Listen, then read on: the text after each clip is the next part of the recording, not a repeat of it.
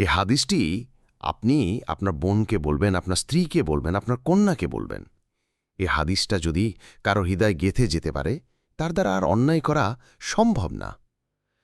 রাসূল সাল্লাল্লাহু আলাইহি ওয়াসাল্লাম মেরাজে গিয়েছিলেন, সেটা আপনি আমি সকলেই জানি।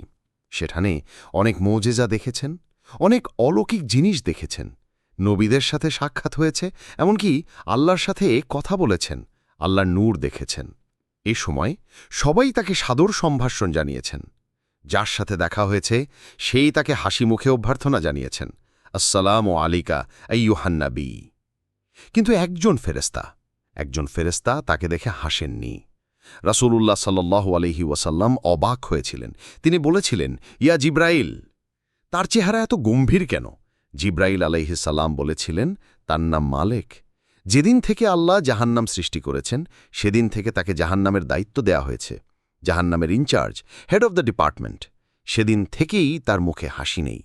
তার কাছে পারমিশন নিয়ে রসূল সাল্লাল্লাহু আলাইহি ওয়াসাল্লাম জাহান্নামের দিকে তাকিয়েছিলেন, ভিতর দেখছিলেন কি আছে।